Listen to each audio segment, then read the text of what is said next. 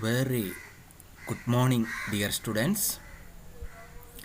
The next topic mentioned in unit number 3, amino acids and proteins, are globular protein and their substructures.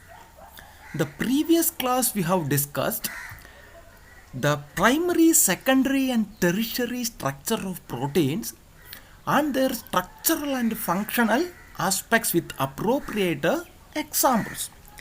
So one of the important types of tertiary structure is globular proteins. Okay, and in this particular class we are going to discuss globular proteins and their substructures. So before we are going to discuss about globular protein, as you all know, the proteins are functionally and structurally classified into two groups. One is fibrous protein, another one is globular protein. And these two types of structures are very essential for the biological system. Okay, most of the proteins are present in the body are either fibrous or in the form of globular protein. And fibrous protein, they mainly provides the structural role, while globular protein, they provides functional role. As I said, there are two main classes of protein tertiary structure: fibrous protein and globular protein. So fibrous proteins, otherwise known as fibrillar proteins, which are composed of long and narrow strand and have a structural role. That is what I told you. These are mainly present as a structural elements in the several parts of the body.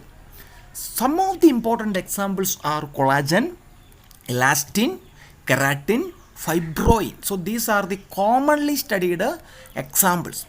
And while globular proteins generally have a compact and round shape and have a functional role in most of the organism.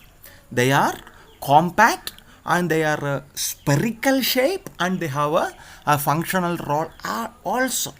And these proteins are highly branched or coiled structures and are majorly responsible for the transportation of vital nutrients like oxygen through hemoglobin. Okay, so I told you they perform so many functions like transportation of vital nutrients such as oxygen in the living system. Example: hemoglobin, myoglobin, immunoglobulin and insulin. So all the proteins, as you all know, they provides a significant role in the body. Okay, and now we are going to see what are the major difference between the fibrous and globular protein. So these are the characteristics. So here we will talk about the fibrous protein and here we will discuss about globular protein. And first one, the shape. The shape of fibrous protein is light and narrow shape, but in the case of a globular protein, round or spherical in shape. And the arrangement of fibrous proteins are elongated strand-like structures and are usually in the form of rod or wires. But in the case of globular protein, which are highly branched or coiled structures, they perform important function. And these are mainly having the structural role as the major component in the hair, nail, etc. and some other body parts also. But globular proteins are having the functional role like enzymes, cellular messengers and amino acids. And the major amino acid sequence in the case of fibrous protein, they are repetitive sequences. Okay, they are highly repetitive amino acids. But in the case of globular protein, they are irregular amino acid. They are not having a particular repetition. The composition is irregular. Then the durability of fibrous protein, they are less sensitive to changes in pH, temperature, etc. But in the case of globular protein, they are more sensitive to changes in pH, temperature, etc. So these are the another important difference. And one of the important difference between the fibrous and globular proteins are their solubility. Fibrous proteins are insoluble in water, globular proteins are soluble in water. Then the structural parameter, as I said, they are fibrous proteins are main structural elements. They are made up of primary and secondary structural elements. But in the case of globular protein, they are made up of primary, secondary, tertiary, and sometimes they are a quaternary structure also. And the notable examples of primary structures: collagen, myosin, keratin, fibrin, elastin, etc. But in the case of globular protein, as I said, hemoglobin, myoglobin, antibodies or immunoglobulins, then insulin, cytokines, glycoprotein hormones, and albumin. So these are some of the important examples of globular protein. In our syllabus, they have mentioned in the detailed study of fibrous protein. Thus, we are going to focus more about the fibrous proteins and their typical examples. So fibrous proteins, in our syllabus we have discussed more. They are going to mentioned in the globular protein, and we are going to discuss more about globular proteins. So globular proteins or spiroproteins are spherical or globe-like structures, globe-like protein, and are of one of the common protein types. The other being fibrous, as I said, they are disordered and membrane protein. These globular proteins are the major protein that plays so many roles in the body. As mentioned, they are water soluble and forms colloids in the water, unlike fibrous or membrane proteins. There are multiple fold classes of globular protein, since there are many different architecture that can fold into roughly a spherical shape. Okay, they have multiple fold with so many different types of functional motif. I hope you remember the definition of motifs. Motifs are the small structures of amino acid which are highly conserved in nature, that have a particular structure and a function. Okay, and the term globin can refers to protein including the fold, okay, the motif globin. Okay, that is why that is known as the globular protein. They have the fold, that is a globin fold. Okay, so that is the important thing. Then hundreds of thousands of proteins and more elegant and descriptive structural motifs are present in globular proteins. And the globular nature of this particular protein can be studied using the simplest technique called ultracentrifugation and dynamic light scattering technique. Okay, so you know that the detailed three-dimensional structure studies, you require X-ray crystallography, NMR spectroscopy, or electron microscopy, or cryo-electron microscopic studies. But the globular nature can be studied by using ultracentrifugation and dynamic light scattering technique.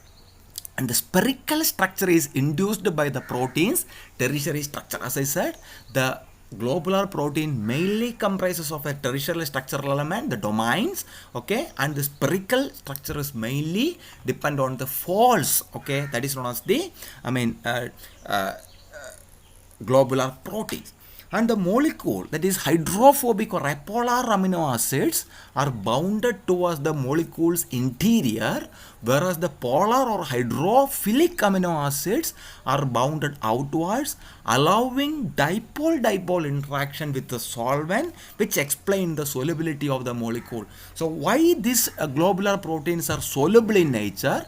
Because the protein have both the polar and apolar or hydrophobic or hydrophilic ends are present. The hydrophilic part are projected outwards and the hydrophobic amino acids are bound towards the interior part of the protein, and thus the outermost part of this hydrophilic protein gives the solubility. Okay, that is the importance of the globular proteins. Then, as a primary sequence of a polypeptide chain, can form numerous conformation. A native globular structure restricts its conformation to a few structures. So we will discuss the protein folding in the next topic. So one particular protein can give a polypeptide can give a so many structural conformations, okay, but not all the conformations are responsible for the activity. And the protein structure that is responsible for the activities are known as biotic conformation, and such biotic conformations in the case of globular proteins will be produced in an appropriate condition, and they will not produce so many conformation like a conventional protein folding. So its result in the decrease in the randomness or disorders as per the second law of thermodynamics, although non-covalent interactions such as hydrophobic interaction stabilize the structure. So as you all know, tertiary structure, we have seen the maximum stabilizing interaction, okay. The tertiary structure, it is stabilized by the non-covalent interactions, okay, and these non-covalent interactions are mainly due to the weak interactions, okay. And there are several non-covalent weak interactions such as hydrogen bonds, van der Waals interactions are involved in the folding of globular proteins, okay.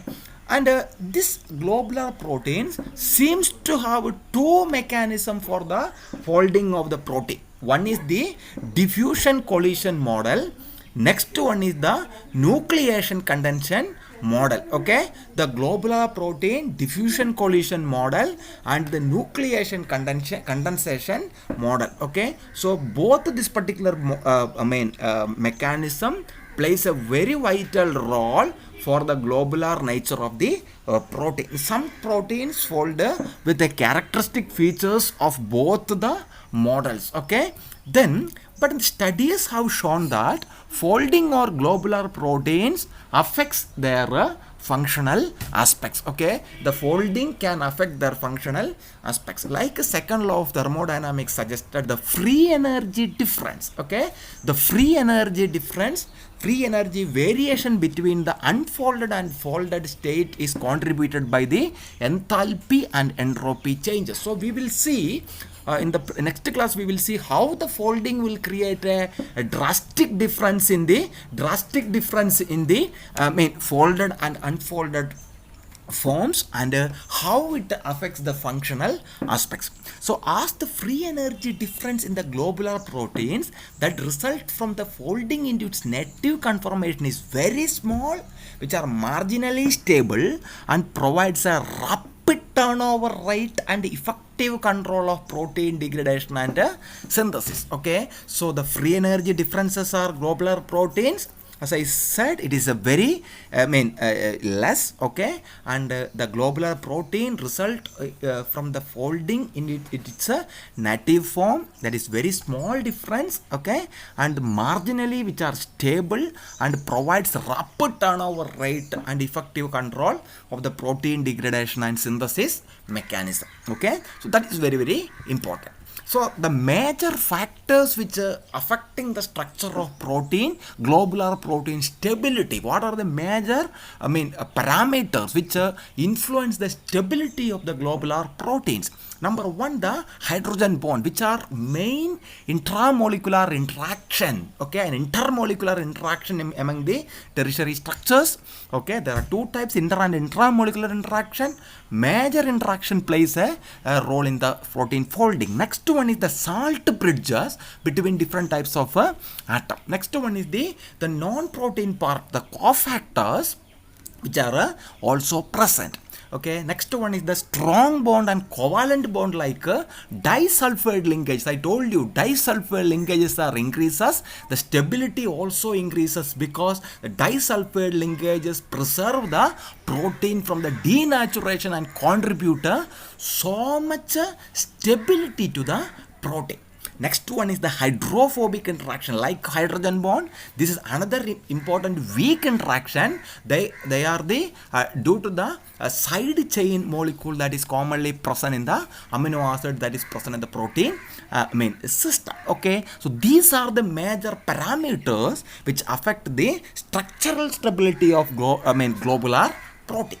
Then what are the major functions of globular proteins? Okay, so the main function I told you, more than the structural aspect, globular protein plays a vital role in the function such as enzyme. The next unit we will discuss the details about enzymes. Okay, the enzymes are catalyze the biological reaction which takes place the organism with a greater specificity. The specificity of the enzymes, okay, are very mainly due to the globular nature of the protein. Example, esterase. Okay, next one is the messengers. Some of the proteins, they act as the messengers, especially secondary messengers. They transmit the message to regulate the biological process and the biological signals. Okay, example, hormones such as insulin. Okay, and the blood sugar level, it is maintaining by the insulin.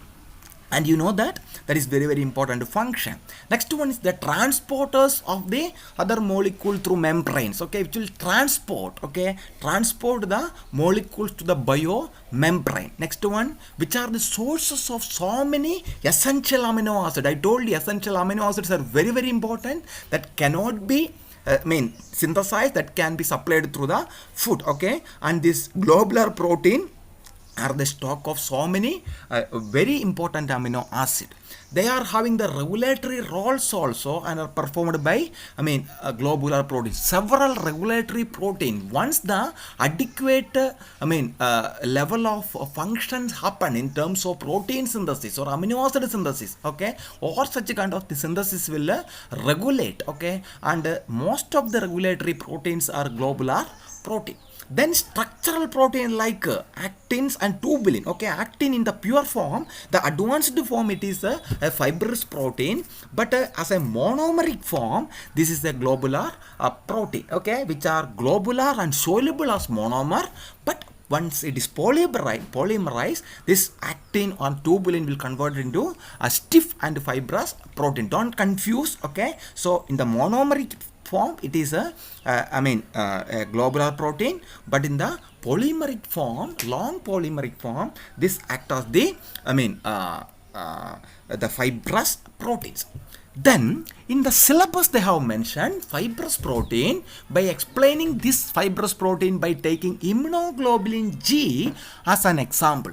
So all of you know that immunoglobulins, okay, Ig, okay. So immunoglobulins are otherwise known as antibodies, which are glycoprotein that produced by plasma cells, okay, which are glycoprotein that produced by plasma cells, okay. And the B cells are instructed by specific immunogens or antigen such as bacterial protein to differentiate into plasma cells, which are protein making cells that participate in the humoral immune response against the bacteria, viruses, fungi, parasites, cellular antigen chemicals, and synthetic substance by producing this type of substances. Okay, once, as you all know, any foreign bodies are integrated, as soon as they come to the body, our blood cells will be secreted certain types of proteins against such kind of a protein, that is known as immunoglobulins or antibodies. Okay, and the immunoglobulins constitute about 20% of the protein in the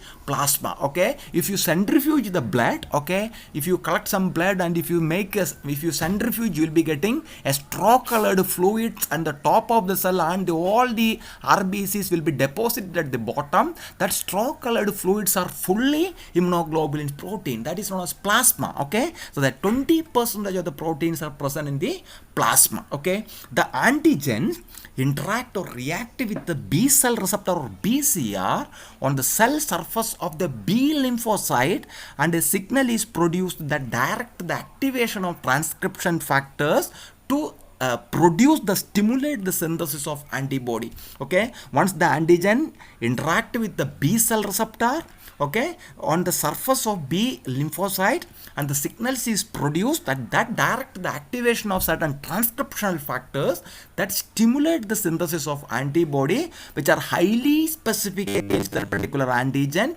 and stimulated the B cells. That is what these immunoglobulins are so specific. So why we are talking about immunoglobulins here? Immunoglobulins are a typical example of globular proteins. So one clone of B cells make an immunoglobulin specifically against that particular protein. Okay, one specific type of immunoglobulin, one clone of B cells make an immunoglobulin specifically. Okay, that specificity is very, very important.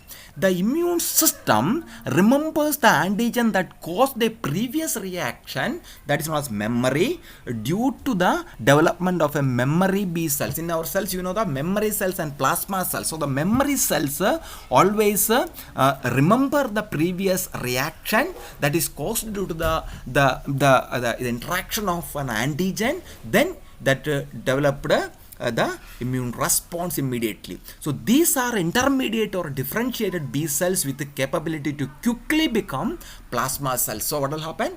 Once the memory cells, memory cells, once the exposure of an antigen, once it happens, then this exposure will memorize, and that will be intermediate which differentiated to form B cells, that will be produce the plasma cell. So circulating antibodies recognize the antigen in tissue fluids and the serum. Okay, the antibodies that are recognized by the antigen that is present in the tissue fluids and the serum. There are 5 different types of antibodies or immunoglobulins are present in the body. Immunoglobulin M, immunoglobulin G, immunoglobulin A, immunoglobulin E, immunoglobulin D. Okay, these are the various classes of immunoglobulin. So if you look immunology, you will be studying the next semester probably. Okay, and you will be able to study the structural aspects of the detailed aspects of immunoglobulin. The biggest immunoglobulin is IgM. There is a pentamer actually. Okay, so all other molecules are there having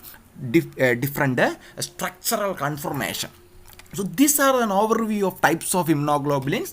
IgA, that is 2 subclasses are there. They are found in the mucosal areas such as gut, respiratory tract and urogenital tract, and prevent the colonization of bacteria, virus, etc. And also found in saliva, tears and breast milk. Okay, the main important antibodies present in all the things are IgA, that has a 2 subunit. Okay, its structure is a dimer. Next one is IgD. It's a monomer. The functions mainly as an antigen repressor on the B cell that have not been exposed to an antigen. The function mainly as an antigen receptor on B cell that have been not exposed to the antigen. It has been shown to activate the basophils and mast cells to produce antimicrobial factors. Okay, it has been shown to activate basophils and mast cells to produce antimicrobial factors. Okay, next one is IgE, which binds to the allergens and trigger the histamine releases from the mast cell and basophil and is involved in allergy. The main antibody or immunoglobulins which are involved in the allergy is IgE, okay, which also protects against the parasitic worm. Okay, the next one is IgG, that has 4 subclasses we will discuss: IgG1, IgG2, IgG3 and IgG4. In its 4 form, this is the major immunoglobulins that is they have told us to typically discuss. In its 4 form, provides the majority of the antibody based immunity against invading pathogen. Okay, and this is very, very important because this is the only antibody that capable of crossing placenta to give passive immunity to the fetus. From mother to the fetus, it will transmit, and the antibody will give the passive immunity to the fetus from the mother's body. Okay, next one is IgM. As I said, this is a pentamer. It's the biggest structural elements. Okay, there is only 1 subclasses are present that is expressed on the surface of surface of B cells or monomers and in a secreted form or a pentamer. Okay, the B cell it's appeared as a monomer and it's secreted as a pentamer with a very high avidity. We will discuss what I mean by avidity. Okay, and which eliminates the pathogen in the early stages of B cell mediated or humoral immunity before there is a sufficient immunoglobulin G. So this is very, very important. So these are the very brief overview of the immunoglobulin class. Now we are going to discuss immunoglobulin G in detail, especially since it's biochemistry. We are going to see how these immunoglobulins are a particular globular proteins. Okay, IgG is a monomer with approximate molecular weight of 146 kilodalton and a serum concentration of 90 mg per ml. Okay, so Ig is said to be a divalent, that is, it has two identical antigen binding site that comprises two L chains, two light chain and two heavy chain joined by a disulfide linkage. Okay, the major structural part of the chain, the polypeptide chain in the IgG is two light chain and two heavy chain which are connected by a disulfide linkage. And the IgG is synthesized mostly in the secondary immune response to the pathogen. Okay, so it will be secreted as a secondary immune response to the pathogen. Okay, and IgG can activate the classical pathway of the complement system. There we will discuss what I mean by a complement. Okay, a classical pathway. There are two types of pathway: classical pathway and alternative pathway. Okay, and which are highly protective. And the four subclasses of IgG include, as I said, IgG1, IgG2, IgG3 and IgG4. Okay, and IgG1 is around the most popular IgG, that is 65% of the total IgG. Okay, and IgG2 forms an important host defense against bacteria that are encapsulated. Okay, the bacteria that is capsulated bacteria such as Klebsiella, okay, that will be a major host defense against bacteria. The IgG is the only immunoglobulin that crosses the placenta at its Fc portion bind to the receptor present in the surface of the placenta, protecting the neonate from the infectious disease. As I said, the immunoglobulin transmitter from the mother to fetus, okay, and by binding the cell surface receptor to the placenta, and it will be transmitted to the humoral, the immunity to the fetus as well. And the IgG is the most abundant antibody present in newborn. So this is very, very important. I told you this is the only, when a newborn is there, only IgG probably will be produced. That is the most abundant antibody that is produced. And these IgG antibodies are large globular protein with a molecular weight, as I said, approximately 147 or approximately 150 kilodalton, and made up of 4 peptide chain. Okay, it contain the structure of immunoglobulin we are going to discuss in detail. It contain two identical gamma heavy chain of approximately 50 kilodalton and two identical light chains, okay, approximately 25 kilodalton. Thus a tetrameric quaternary structure is produced. That is what I told you. Sometimes there is a probability of quaternary structure also.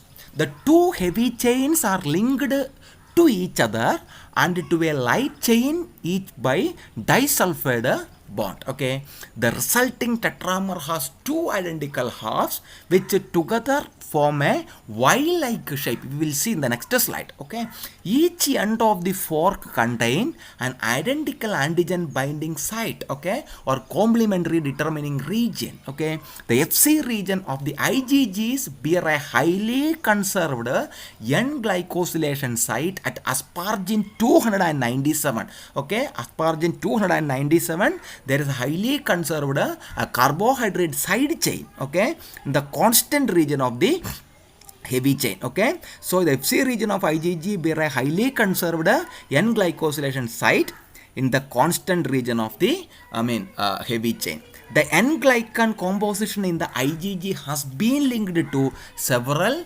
autoimmune infectious metabolic processes and diseases. Okay, and what is the N-glycan composition of IgG? How it is connected? Okay, the main function, it can relate to the several autoimmune infectious and metabolic disorders and plays a very vital role.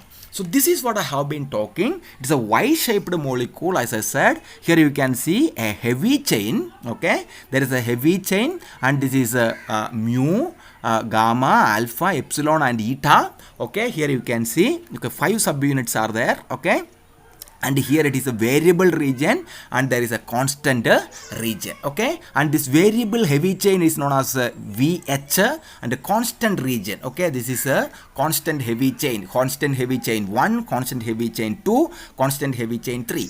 This is the amino terminal end and this is the carboxy terminal end. Here also you can see amino terminal end and the VH and CH, variable end and constant chain, okay, variable heavy chain and constant heavy chain, and you can see that is carboxy terminal length, okay, it has got a 446 amino acid in length, okay, there are two region.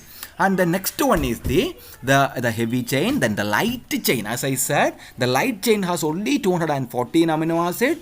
This also has a variable region and constant region. And the variable region and constant region, that is, this is the amino terminal end and this is the carboxy terminal end. Similarly, this is the amino terminal end, this is the carboxy terminal end. Okay, and the light chain only 2 subunits are present, kappa or gamma. Here it is 5 subunit. Okay, mu, gamma, alpha, epsilon and eta. Okay, so there are 5 subunit, but here only kappa and gamma subunits are there. And this particular region, the variable region 1, 2, 3, 4, and these particular regions are known as the antigen binding site. Okay, and these regions are known as the biological functional region. Then, as I said, in the second constant region, okay, in the heavy chain, you can see there is a glycosylation residue. The carbohydrate side chain, as I said here, that will be mainly having this particular role. Okay, so here both the end you can see a carbohydrate side chain, and both these chains are connected by disulfide linkage. This is intermolecular disulfide linkage. Okay, and here also you can see sulfur, and sulfur. You know that cysteines are the main sulfur containing amino acid that produces this particular linkage. Okay, and here also you can see in the variable heavy chain. Okay, here also you can see, here also you can see, here also you can see, here also you can see, and it is connected by this heavy chains are connected by heavy chain and light chains are connected by sulfide linkage, disulfide linkage. This one and these two are connected by disulfide linkage, and there is an intra disulfide linkage between this one and this one.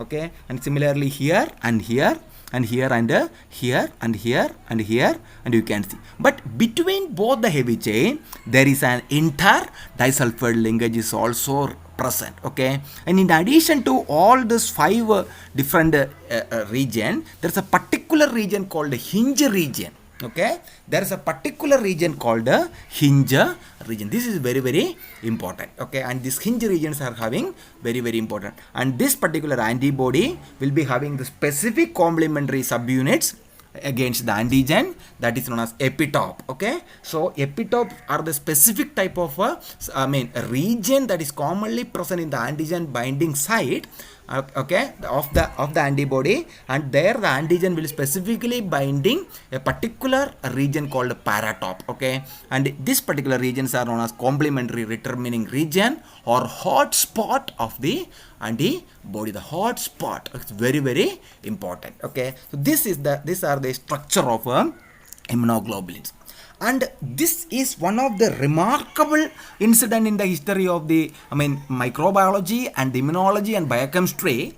In year 1972, okay, the 2 scientists, they have discovered the chemical structure of bodies, especially immunoglobulin G. What we have proposed, what we have seen here, is proposed by 2 great scientists, Gerald M. Edelman and Rodney R. Potter. Okay, Edelman and Potter. Okay, they have identified the structure of immunoglobulin G, and they have awarded the prestigious Nobel Prize in 1972. These two, the contribution of these 2 scientists are commemorating by the scientific community with a great level of applaud and appreciation. So that is having a very, very important structural biology studies. These 2 scientists have contributed in order to study the functional aspects of antibodies. Okay, then the main function of immunoglobulin Gs are IgG mediated binding of the pathogen, causes their immobilization and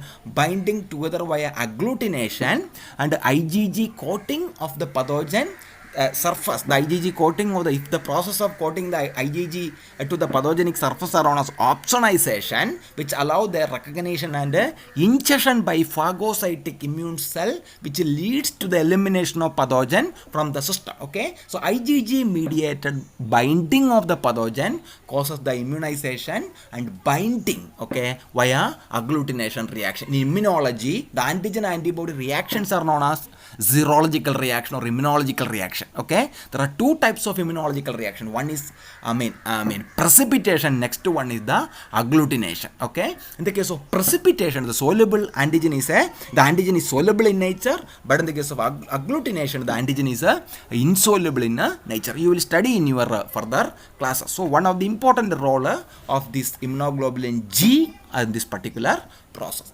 The IgG activate all classical pathways of the complement system, a cascade of immune protein production that result in the pathogen elimination. So I told you, complement system is one of the set of molecular pathways that is present in immunological system, immune protein production that result in the pathogen elimination. So this IgG is activate the classical pathway of a complementary system.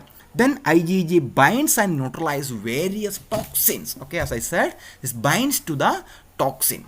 Then the IgG plays an important role in the antibody-dependent cell cytotoxicity, ADCC. Okay, antibody-dependent cell-mediated cytotoxicity and intracellular antibody-mediated proteolysis. These are the two important mechanisms of this particular in the human, okay, in which it bind to a TRIM21, okay, the receptor which has a greater affinity to the IgG in human. The TRIM21 is the receptor that is commonly present in the body, okay, of the human, and that has got a high affinity to this particular globular protein. Okay, and the IgG associated with the type 2 and the type 3 hypersensitivity reaction. I told you there are so many immunological reaction you are going to be studied. One important thing is known as hypersensitivity reaction. Type 2 and type 3 hypersensitivity reactions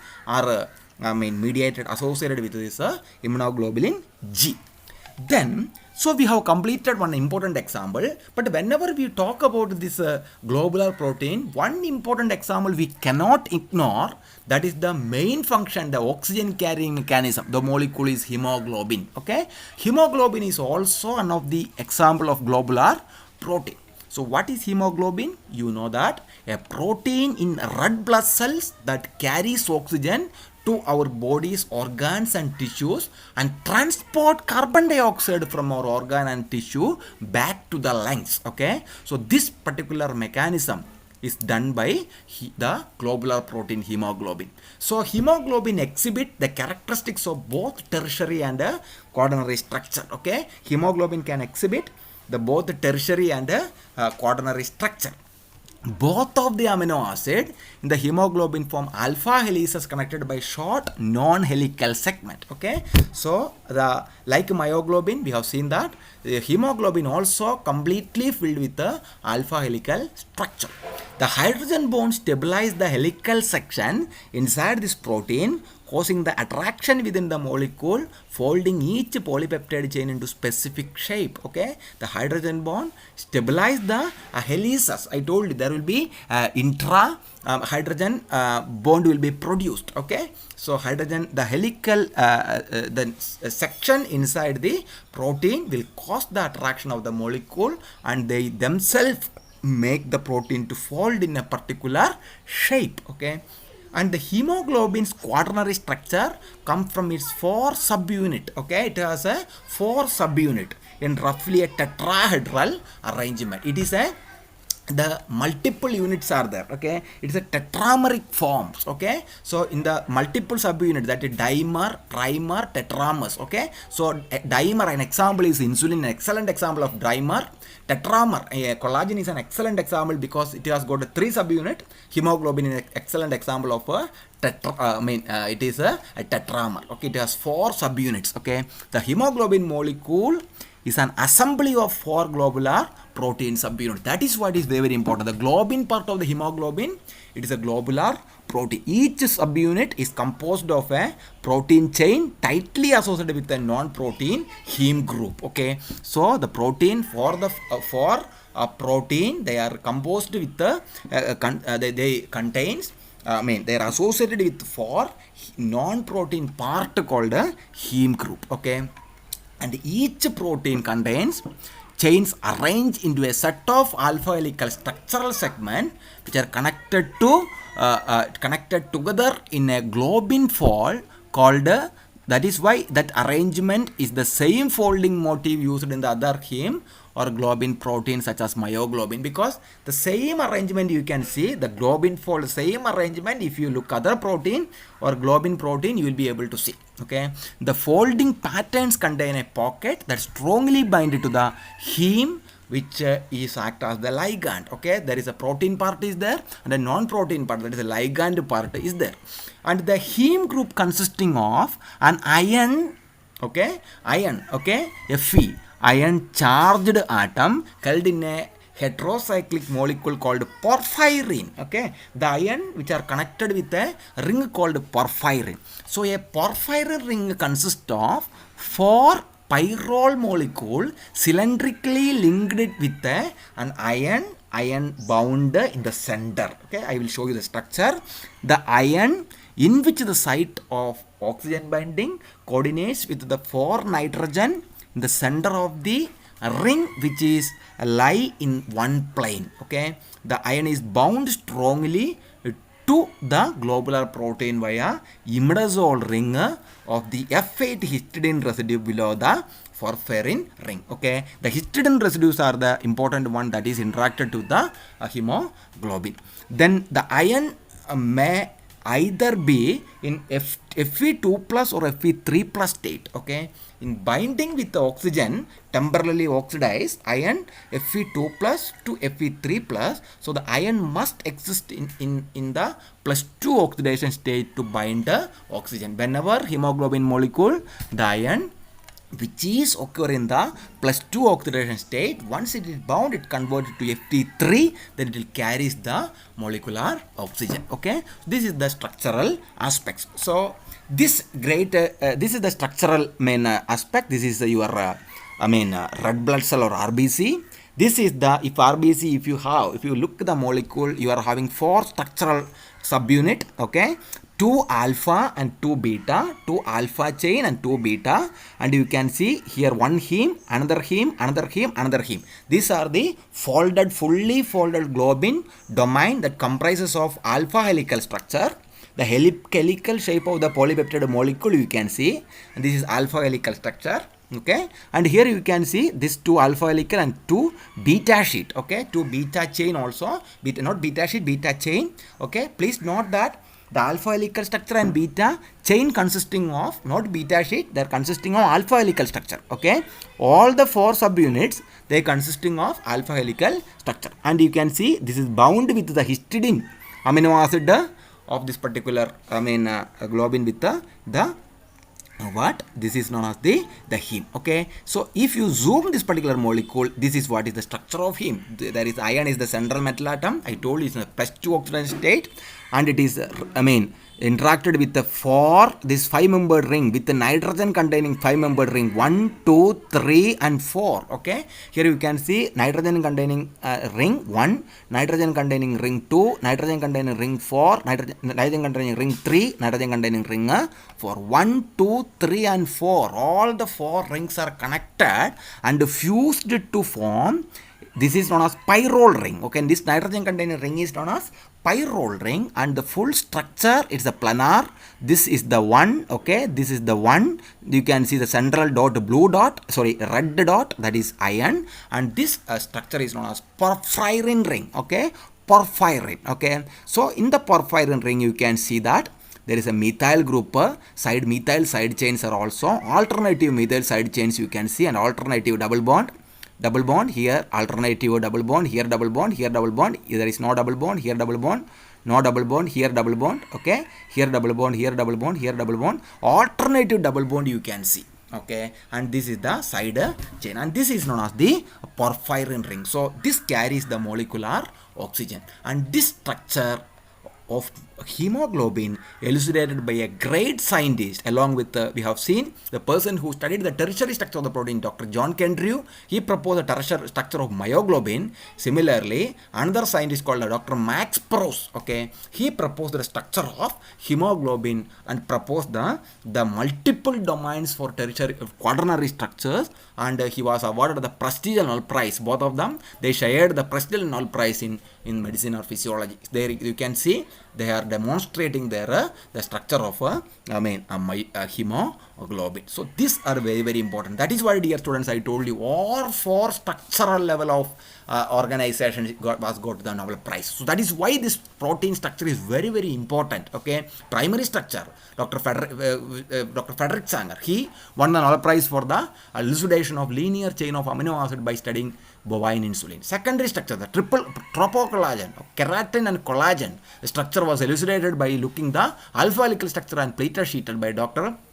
Carl Linus Pauling and Robert Corey and Hermann Brassmann. They got the Nobel Prize. Tertiary structure got proposed by several scientists, but they have studied in detail about by studying the myoglobin, the concept of motifs and domain proposed by Dr. John Kendrew. He won the Nobel Prize. Okay, and this next one, the quaternary structure also scientists got the Nobel Prize. Max Pross got the Nobel Prize. So this is all about the structural aspects of hemoglobin. So that's all, dear students, about fibrous protein. So once again we can glance through the topic whatever we have studied in this particular class.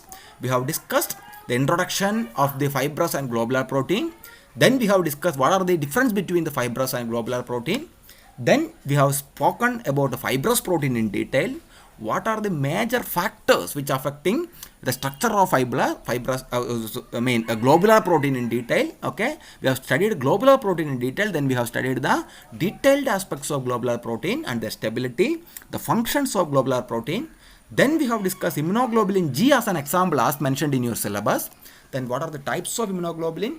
Immunoglobulin G, the structure, the overview, the structural aspects of immunoglobulin G, the structure of immunoglobulin, okay, or other different types of immunoglobulin, the functional aspects of immunoglobulin G.